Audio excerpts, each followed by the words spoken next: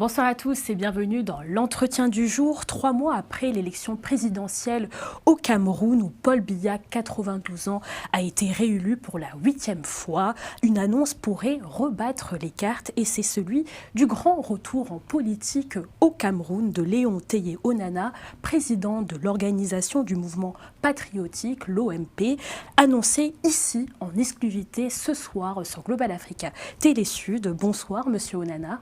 Bonsoir madame et merci de m'accueillir une seconde fois sur votre plateau. Je salue d'ailleurs vos téléspectateurs.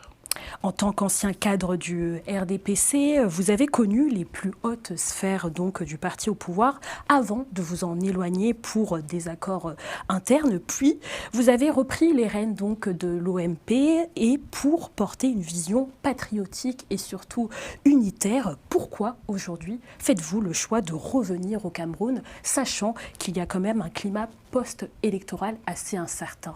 Justement, c'est en temps de difficultés qu'il faut prouver son amour à la patrie. Je rentre au Cameroun parce que c'est l'appel du peuple, c'est l'appel du sang. Je vais dire ça parce qu'il y a eu des martyrs lors de la crise post-électorale. Je profite d'ailleurs de votre plateau pour rendre un vibrant hommage à ces jeunes, à ces femmes, à ces papas qui sont décédés, tout simplement parce qu'ils revendiquaient, ils réclamaient quelque chose, c'est-à-dire la bonne manière de gouverner. Ils réclamaient aussi la vérité des urnes. Mais je rentre aussi beaucoup plus surtout parce que je crois qu'il faut une troisième voie au Cameroun. La voie de l'apaisement, la voie du changement, la voie de la reconstruction de l'unité nationale. Celle qui viendrait justement soigner la fracture sociale qu'on retrouve parce qu'aujourd'hui le Cameroun souffre d'une fracture sociale qui existe depuis 43 ans. C'est le constat de l'échec de 43 ans de gouvernance avec l'équilibre régional qui a plutôt construit le tribalisme à ciel ouvert. Donc c'est pour ça que je rentre. Je crois que nous sommes cette voie-là qui devrait à la fois peser et surtout rassembler les Camerounais. Qu'avez-vous pensé de la réélection du président M. Paul Biya ? Alors, parlant de la réélection, ce que vous avez appelé réélection, moi je ne vais pas dire ça comme ça. Je crois que le Cameroun est certes dirigé par des instances, par des structures. Il y a un organe qui est en charge de proclamer les résultats. La bonne question aurait peut-être été de demander entre ce que le peuple a voulu et ce qui a été dit, où se situe la réalité. Donc je crois que je vais plutôt répondre à la seconde, c'est-à-dire le peuple a dit autre chose. Et ceux qui déclarent ont déclaré aussi ce qu'ils ont trouvé juste de déclarer. Je ne vais pas revenir dessus parce que la politique est comme un champ de combat. Et dans la bataille, il ne faut pas toujours s'asseoir sur son échec. Alors sur le premier coup qu'on vous donne, il faut se lever et continuer. C'est un peu comme le match du Sénégal contre le Maroc. C'est justement dans cette situation que nous nous trouvons. Et je crois que les élections à venir, les élections législatives et municipales, ce sera la troisième mi-temps. La deuxième mi-temps, elle est terminée. C'est la troisième mi-temps et elle est très déterminante. Pourtant, pendant la campagne, vous aviez appelé l'opposition à se rassembler donc derrière un candidat unique. Là, en l'occurrence, le candidat Issa Chiroma, ex donc RDPC aussi, comme vous. Et il était plutôt du FSNC. Voilà, excusez-moi. Et qu'avez-vous pensé d'ailleurs donc de cette défaite? Est-ce que vous comptez, lorsque vous serez au Cameroun, à le voir, à vous entretenir aussi? Monsieur Chiroma n'est plus au Cameroun. Et justement, il serait en ce moment en Gambie. Je n'ai pas eu de contact avec monsieur Chiroma. Comme je vous avais dit la dernière fois, j'avais constaté que le peuple avait choisi, entre guillemets, ce qu'ils ont appelé le bon diable. Et il fallait respecter ce choix. Bon, maintenant, les rapports, je ne suis pas de sa génération. C'est beau, je respecte tous les aînés. Par contre, ce qui m'intéresserait ici, c'est d'aller rassembler le peuple aujourd'hui, c'est d'aller rassurer cette génération, ce peuple majoritaire qui veut le changement, qui veut voir autre chose, leur expliquer que la troisième mi-temps, c'est là laquelle je vais y participer avec l'OMP, l'Organisation du mouvement patriotique. Il faudrait continuer le combat. C'est ça mon message. Et je crois que de là où ceux qui sont partis, ceux qui ont combattu et qui ont versé leur sang, il faudrait qu'ils puissent être fiers de nous, que nous n'avons pas lâché. Et c'est d'ailleurs pour ça que je rentre. Je rentre aussi pour porter à l'attention de ceux qui gèrent le pouvoir, la force de l'État, c'est-à-dire le président Paul Biya, lui dire qu'il y a des Camerounais dehors qui veulent rentrer, qui ont peut-être émis des propos, qui ont émis leur volonté, c'est-à-dire qui ont décidé de soutenir non pas le RDPC, mais d'autres partis qui ont le droit de retourner au Cameroun. Parce que voyez-vous, j'ai rencontré pas mal de Camerounais ici qui veulent rentrer, mais qui n'ont pas la possibilité de rentrer parce qu'ils ont peur. Ils ont peur de finir en prison, ils ont peur d'être tués, et ça, au XXIe siècle, c'est inacceptable. Donc j'ai profité de l'occasion, d'ailleurs je vous le dis en exclusivité, j'ai rencontré l'ambassadeur du Cameroun ici à Paris. J'ai choisi celui de Paris parce que, m'a-t-on dit, il était plus proche du peuple. Et je lui ai dit la même chose que je vous dis, dites au président, à votre chef, celui qui vous a nommé ici, faites-le avec nous, dites-lui qu'il y a ses enfants, il y a les enfants de la patrie qui veulent retourner au Cameroun. Et dans les prochains jours, nous allons mettre en place un site internet pour lister ces Camerounais-là. Et le moment venu, on portera ça à l'attention, pas seulement du président de la République, mais du public, de ces Camerounais qui sont à l'extérieur, mais qui ne peuvent pas rentrer chez eux parce qu'ils ont dit qu'ils ne voulaient plus 43 ans de pouvoir de monsieur du régime en place. D'ailleurs, vous avez bien évidemment aussi assuré vos arrières en envoyant une lettre donc au Premier ministre, en annonçant également votre retour dans cette lettre, et vous demandez d'exercer vos droits politiques et une garantie de liberté. Qu'est-ce que ça veut dire? Est-ce que vous craignez, lorsque vous rentrerez au Cameroun, d'être arrêté? Écoutez, je ne crains rien parce que le combat que j'ai mené, je l'ai mené à visage découvert, justement. Et vous demandez quand même une garantie? Non, justement parce que pendant le temps où il y avait des bisbilles, il y avait ce front-là, j'ai reçu pas mal de messages des hautes autorités qui me menaçaient, qui me promettaient de porter atteinte à ma vie. Et reculer serait une très mauvaise chose aujourd'hui. C'est un très mauvais signal pour moi de venir ici, alors de demander l'asile, par exemple, à la France, alors que j'ai un pays. Non, je vais rentrer au Cameroun. J'ai écrit au Premier ministre pour lui dire que j'arrivais. Je ne vais pas arriver en cachette, je vais arriver publiquement. Et je ne demande pas le monde, je demande simplement qu'on respecte mes opinions, qu'on me laisse exercer mon activité politique librement. Jusqu'ici, nous avons respecté la Constitution, saisir le Conseil constitutionnel, les juridictions compétentes, c'est aussi exercer une forme de protestation républicaine. C'est ce que nous avons fait. Donc, je l'ai fait, j'ai envoyé une lettre au Premier ministre, en envoyant une ampliation, bien évidemment, à son supérieur hiérarchique, à celui qui l'a nommé, pour lui dire il est le chef d'une administration, qu'il demande à ceux qui veulent utiliser la force de l'État d'orienter leur force pour donner de l'eau à boire aux Camerounais, pour apporter plutôt des solutions concrètes, la sécurité sociale, les routes, des choses comme ça, pas maltraiter ou malmener, ou alors imposer l'omerta à une certaine catégorie de citoyens camerounais. Donc pour les téléspectateurs qui nous suivent, votre retour, c'est d'abord donc un geste symbolique, si je puis dire, aux Camerounais pour dire n'ayez plus peur, ou c'est une entrée aussi en campagne? Justement, c'est beaucoup pour la première option, c'est beaucoup plus pour donner un signal aux Camerounais, n'ayez plus peur. Le Cameroun est notre pays, notre patrie. Autant je ne souhaiterais pas qu'on brûle mon pays, autant je refuserais que une poignée de personnes décide aujourd'hui de sélectionner qui entre au Cameroun et qui n'entre pas, qui dit quoi et qui ne dit pas quoi. Je suis pour le respect des institutions, pour le respect des lois, pour le respect de l'ordre établi, mais je suis contre la politique d'exclusion. C'est-à-dire, si vous n'êtes pas d'accord avec ce qui est dit par certains ténors du régime, vous devenez une personne à abattre. C'est pour ça que je pose ce acte. Je rentrerai publiquement. Je vais atterrir en journée. Je vais d'ailleurs vous communiquer aussi en temps opportun mon billet d'avion et tout ce qui va avec. Je crois que les autorités en place aujourd'hui devraient contribuer à peser le climat social au Cameroun. C'est très important, même pour eux-mêmes. Mais comment ne pas avoir peur lorsque on a vu Anissé Ekane arrêté pour avoir soutenu l'opposant Issa Chiroma est mort 38 jours après en détention? Est-ce que le Cameroun, aujourd'hui, on peut dire qu'on est dans un état de droit? C'est pour ça que je vous ai dit que nous sommes la troisième voie, cette voie qui devrait apaiser et rassembler les Camerounais. Je l'ai dit dans l'entame de l'émission, que nous voulons apporter cette troisième voie, celle-là qui devrait rassembler les Camerounais. et aussi tuer la peur. Est présent, Justement, c'est pour ça que je vous ai parlé aussi de la troisième mi-temps. C'est-à-dire les Camerounais qui ont participé à l'élection de 2025 et qui ont dit majoritairement qu'ils voulaient mettre fin à 43 ans de gouvernance du RDPC, ces Camerounais devraient encore se mobiliser pour dire non et surtout pour apporter leur soutien aux forces du changement. Je prendrai un exemple. Nous irons à ces élections. L'OMP va présenter les listes aux législatives et municipales. J'appelle d'ailleurs ceux qui peuvent nous soutenir à le faire librement. Et nous avons un site internet où les gens peuvent se manifester, ompleparti.com. C'est l'opportunité pour nous de donner à la fois la possibilité à ceux qui sont restés sur place, parce que tout le monde n'a pas la possibilité de monter dans l'avion et de venir se cacher en France.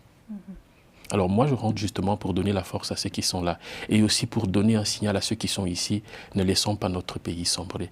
Donc, paix à l'âme de M. Anissé Ekane, c'était un vaillant guerrier, il a donné le meilleur de ce qu'il a, il a fait le sacrifice ultime. Je pense que si ceux qui gouvernent aujourd'hui ont juste une âme, si ces personnes-là ont quelque chose de précis à préserver, ils doivent revoir leur façon de faire. Je pense que seulement avec le décès de M. Ekane, ça devrait calmer les ardeurs de certains. Mais si je vous pose vraiment cette question en termes d'état de droit, c'est parce que lors ce que vous avez écrit donc, au Premier ministre, vous dites faire confiance à la parole d'État de Paul Biya qui a appelé la paix et l'unité le 31 décembre. Qu'est-ce qui vous fait croire que cette parole sera respectée cette fois-ci? Vous savez, vous allez peut-être me prendre pour quelqu'un qui aime prendre les risques, mais justement, je l'ai dit, je prends l'État au mot, je rentre. Et en rentrant au Cameroun, je vais donc voir si ce que le président a dit est applicable. Vous voulez voir de vous-même, même si oui, on justement, a vu la mort, ce serait très facile aujourd'hui de dire que non, bon, qui d'autre va le tester? Il faudrait que je le fasse. J'appartiens à une génération qui ne devrait plus avoir peur. Je veux être un leader qui ne dit pas aux gens d'aller, mais qui va avec les gens. C'est pour ça que je pose cet acte. Le président a dit qu'il voulait le rassemblement. Ah bon, écoutez, derrière moi se trouvent des millions de Camerounais ici dans la diaspora, par exemple, qui veulent rentrer en foulant le sol camerounais. Mes premiers mots seraient justement de dire, OK, je suis arrivé, vous également, vous pouvez venir. C'est pour ça que je pars. Et si l'administration ne répond pas aux garanties de liberté dont vous avez communiqué, que réclamez-vous? Est-ce que vous serez rentré malgré tout ou vous demanderez donc à rester ici? Non, je rentrerai dans mon pays. Je pense que ma voix aujourd'hui, elle est importante. La voix de l'OMP, il faudrait apporter la troisième voix, celle de la paix, celle du calme, celle du rassemblement et surtout celle de la construction d'un Cameroun où le tribalisme n'est plus l'arme fatale qui divise et surtout qui détruit ce que nous avons de plus fort, c'est-à-dire la cohésion nationale. Je crois qu'on a besoin aujourd'hui d'une autre voix qui apaise, qui appelle les Camerounais à se regarder en citoyens, non pas en ressortissant des communautés. Et vous savez, le libéralisme communautaire était peut-être une idée bien pensée à une certaine époque. Elle est arrivée aujourd'hui à la fin et nous, c'est pour ça que j'avais demandé à l'époque la tenue d'un congrès au RDPC parce que je voulais proposer ce qu'on appelle le nouveau contrat social. J'ai dit un nouveau contrat social au-delà du libéralisme communautaire pour justement mettre fin à tout ce que vous voyez, à ces dérives que vous avez observées. Et aujourd'hui, je rentre pour donner la force à ceux qui ont peur de rentrer et à ceux qui sont sur place, qui sont apeurés également. C'est vrai que vous êtes très très confiant. Est-ce que c'est grâce aussi à votre passé donc au sein du RDPC qui vous protège d'une façon ou d'une autre? Vous savez tout de même que lorsque vous rentrerez au Cameroun, vous serez donc assez bien protégé. Qu'est-ce qui fait que vous avez cette âme assez confiante tout de même? Lorsqu'on se lance en politique, on doit avoir une vision. Et j'ai une vision pour mon pays. J'ai quelque chose à donner. J'ai une mission. Chaque génération découvre sa mission, décide de l'accomplir ou de la trahir. J'appartiens à une génération qui a longtemps souffert. Et moi, je ne souhaite pas que mes enfants vivent la même chose. Et c'est pour ça que je prends cette décision. Vous ne pensez pas peut-être que c'est facile de se lever et de dire à quelqu'un comme M. Biya que bon voilà, vous avez assez fait, allez vous reposer, c'est pas aisé. Alors si je reste à ce stade sans aller sur le terrain, sans aller rencontrer les Camerounais, alors tout le boulot que nous avons fait est inutile. C'est pour ça que je devrais être le leader qui montre l'exemple. Vous avez aussi quand même tout de même des alliés au sein du RDPC? J'ai des Camerounais que je connais, mais je n'ai pas d'alliés. J'ai plutôt des Camerounais qui peuvent être également, qui ont compris.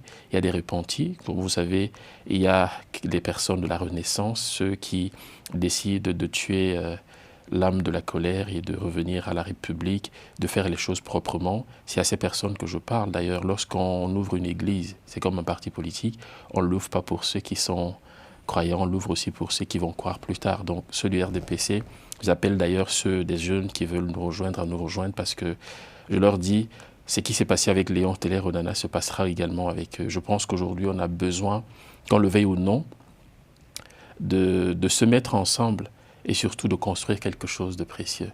Et le Cameroun a besoin aujourd'hui de rassembler ses enfants et c'est ce que nous allons faire. Mon acte est un acte pas de bravoure, mais un exemple que les autres devraient plus ou moins suivre.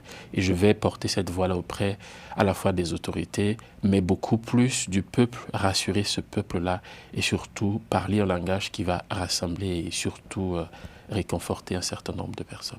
Avant de passer à votre stratégie que vous allez donc déployer sur le terrain, y a-t-il une leçon, Monsieur Onana, que vous avez retenue tout de même de cette élection présidentielle? J'ai retenu une seule leçon, c'est celle de l'endurance. Il faut continuer.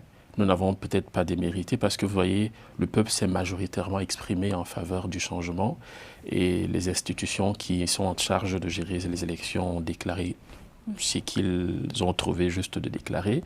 Maintenant, est-ce qu'on doit s'asseoir? Non. Vous avez vu ce qui s'est passé avec le Sénégal et le Maroc. Je crois que c'est un exemple que j'ai d'ailleurs pris et je pense que la principale leçon, je reçois énormément de messages des jeunes. C'est d'ailleurs l'une des raisons pour lesquelles je rentre aussi pour rassurer ces jeunes-là, pour rassurer ce peuple-là. La principale leçon ici, c'est que le Camerounais ne veut plus voir ce qui se passe au Cameroun. On doit rassembler, on doit protéger et surtout, on doit tout faire pour donner une porte de sortie honorable à ceux qui s'agrippent aujourd'hui et qui sont obligés parfois d'utiliser la violence pour faire taire l'opposition. Un mot, si vous le voulez bien, sur les législatives et les municipales prévues donc au printemps. N'est-ce pas en train de repartir sur le même scénario, voire même pire qu'à la présidentielle, car le FNSC donc d'Issa Chiroma envisage aussi de boycotter ces élections. Qu'en pensez-vous? Lorsque vous quittez une chaise, à refus, il y a quelqu'un d'autre qui va s'asseoir. C'est votre adversaire qui va l'occuper. Vous comprenez?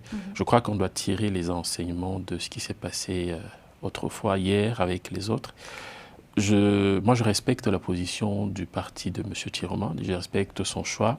Je respecte aussi le fait qu'il y a eu des morts, des personnes qui ont perdu leur vie parce qu'ils défendaient justement la vérité des urnes. Je pense aussi que notre façon à nous de rendre un vibrant hommage à ces personnes, c'est justement d'aller faire la troisième mi-temps et de remporter le maximum de sièges pour couper court ce qui va se passer. C'est le cas de l'OMP, donc? Bien évidemment, l'OMP doit... Aux législatives et aux municipales. L'OMP ira aux législatives et aux municipales et va justement apporter sa troisième voie.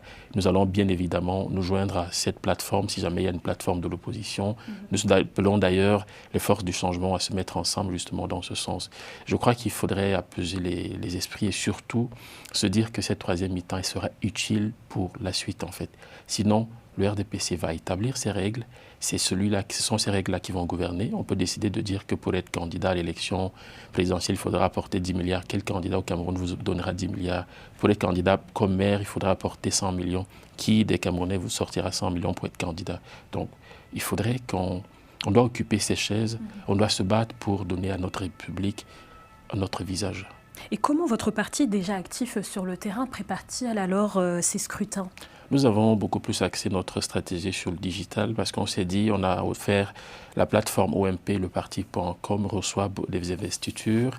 Et il y a des structures, vous savez, c'est en septembre que j'ai pris la tête de l'OMP. Il y a donc un certain nombre de choses, mais bon, nous appelons les Camerounais aujourd'hui à s'inscrire massivement, à rejoindre le parti. C'est aussi leur façon, ce sera une belle façon de soutenir l'initiative. Au-delà de tout également, il y a des jeunes qui sont en train de faire des listes.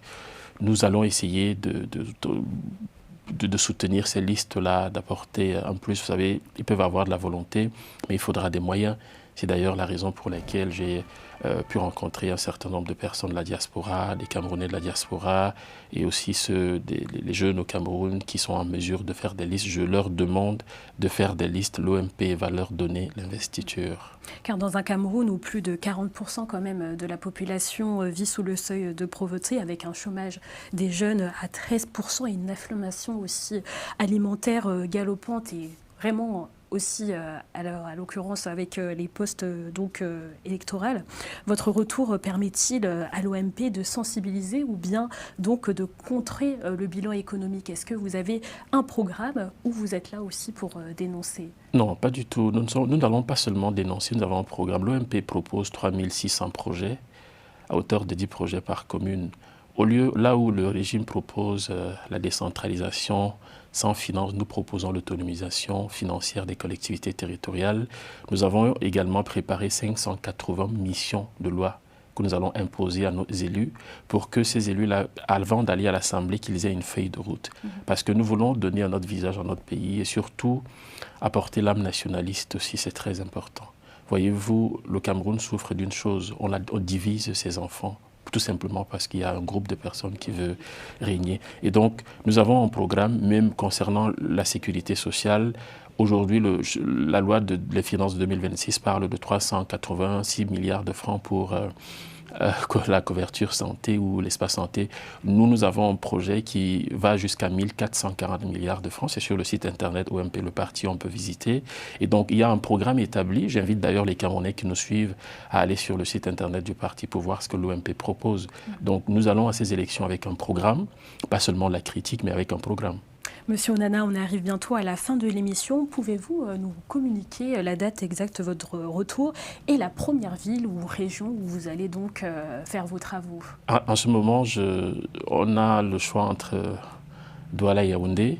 Et certainement, je ne peux pas donner le nom de la ville, mais certainement, je penche plus sur Yaoundé pour permettre à l'équipe qui m'attend sur place. Il y a aussi une autre équipe qui nous attend à Douala également. Malheureusement, je ne sais pas, bon, j'ai laissé le soin au bureau exécutif de trancher. Concernant la date d'arrivée, j'arriverai avant la convocation du corps électoral qui devrait normalement intervenir le 9 février, selon la loi. Donc, j'arriverai bien avant cette date pour permettre à mes camarades d'avoir un moment d'échange et de communion avec leur président. En quittant notre plateau ce soir, après tout ce que nous avons donc partagé en lien avec votre retour, quel défi vous lancez-vous personnellement et quel mot de la fin adressez-vous à nos téléspectateurs? Le principal défi, ce serait celui de rassembler, de soigner, de participer à soigner la fracture sociale au Cameroun, d'aller vers les Camerounais, leur dire que nous sommes Camerounais avant d'être Bamileke, Beti, Yaoussa, de dire à ces Camerounais qu'il y a un autre Cameroun qui va naître, qui est en train de naître et qui a l'OMP qui porte une autre vision, la vision du rassemblement et surtout la protection des Camerounais où qu'ils se trouvent, peu importe leurs opinions.